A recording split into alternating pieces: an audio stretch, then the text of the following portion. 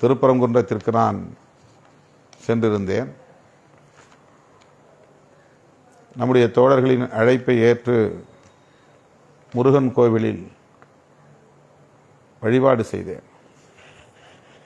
30 ஆண்டுகளுக்கு முன்பு ஒரு முறை நான் போனது எனக்கு நினைவு இருக்கிறது. அப்போது நான் மதுரையிலே தடய அறிவியல் துறையில் பணியாற்றி கொண்டிருந்த காலம். மீண்டும் அந்த கோவிலுக்கு செல்ல வேண்டும் என்கிற ஆர்வம் எனக்கு எழுந்தது. சென்றேன். இப்போது கோவிலை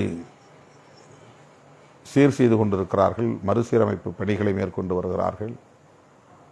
ஆகவே கருவறைக்குள்ளே இருக்கிற முருகனை அந்த குடைவரை கோயிலாக உள்ள அந்த குகையில் முருகனை பார்க்க இயலவில்லை.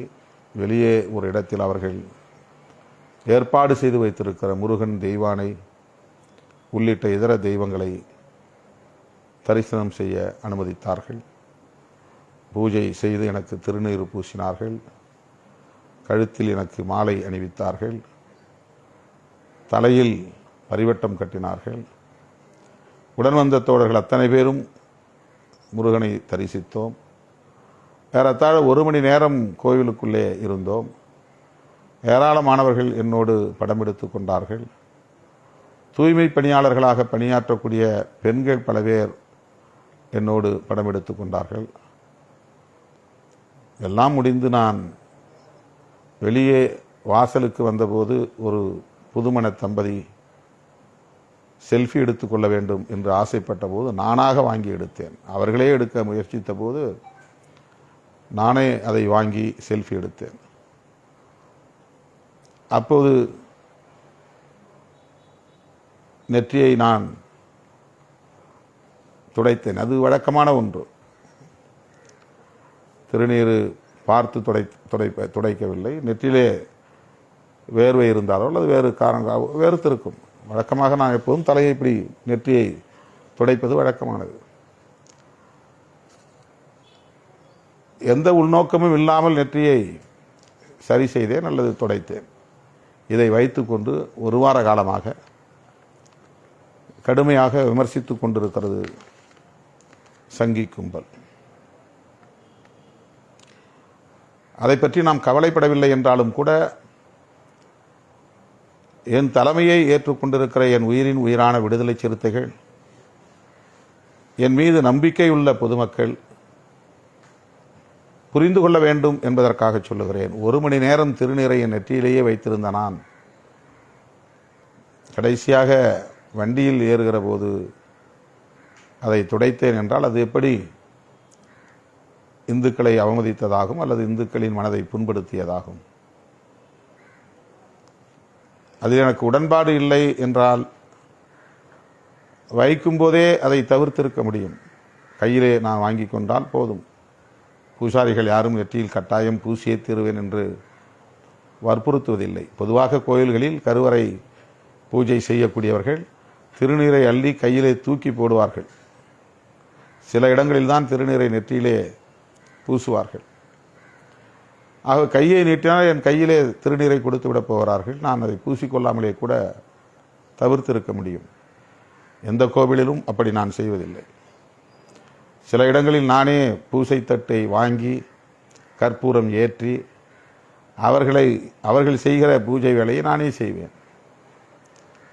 எனக்கு அதிலே ஒரு ஈடுபாடு உண்டு, ஆர்வம் உண்டு. புண்ணியம் கிடைக்கும் என்பதற்காக திருநீறு பூசுவதும் இல்லை. அப்படி பூசியிருந்தால் அது எனக்கு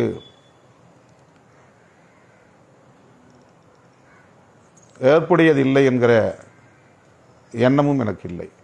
அதை அழிக்க வேண்டும் என்கிற உள்நோக்கமும் கிடையாது. என் மீது நம்பிக்கை உள்ளவர்கள் என்னை அழைத்து எனக்கு சிறப்பு செய்கிற போது அவர்களின் உணர்வை மதிப்பது என்னுடைய கடமை என்கிற பண்பு இயல்பாகவே என்னிடத்தில் உண்டு. குன்றக்குடி அடிகளாரை சந்திக்க சென்றபோது பெரியாரை வாசலில் வந்து வரவேற்ற அடிகளார், பழைய அடிகளார், பொன்னம்பல அடிகளாருக்கு முன்பு இருந்தவர், மூத்தவர்,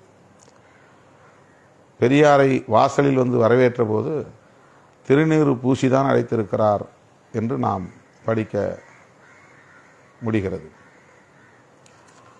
பெரியார் அந்த இடத்திலே நான் கடவுள் மறுப்பு கொள்கையில் உள்ளவர், எனக்கு திருநீறு வேண்டாம் என்று மறுதளித்திருந்தால் அவர் முதிர்ச்சியற்றவர் என்றுதான் சமூகம் சொல்லும். பெரியார் கடவுள் மறுப்பு கொள்கை உடையவர் என்பது குன்றக்குடி அடிகளாருக்கு தெரியாதது அல்ல, தெரியும். ஆனால் அப்படி வரவேற்பதில் அவருக்கு ஒரு மகிழ்ச்சி, மன நிறைவு. வரக்கூடிய ஒவ்வொருவருக்கும் திருநீறு பூசுகிற போது பெரியாருக்கும் பூசினால்தான் தனக்கு மனநிறைவு என்று கருதிய அடிகளார் அவ்வாறு திருநீறு பூசியிருக்கிறார். அவருடைய உணர்வுகளை மதிக்கிற வகையில் பெரியாரும் அதை ஏற்றுக்கொண்டிருக்கிறார். இது பின்னாளில் நான் கேள்விப்பட்ட தகவல். ஆனால் எப்போதும் நான்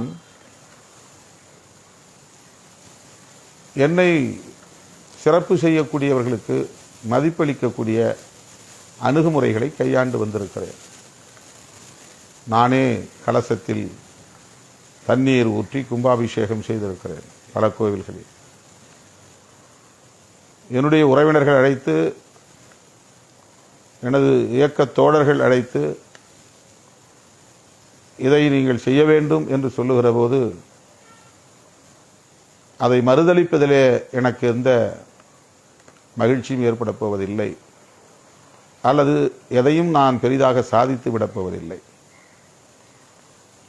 அவர்கள் சொன்னதை நான் செய்தேன் என்பதில் அவர்களுக்கு மகிழ்ச்சி, அவர்கள் மகிழ்ச்சி அடைகிறார்கள் என்பதை பார்க்கிற போது எனக்கு மகிழ்ச்சி, அவ்வளவுதான்.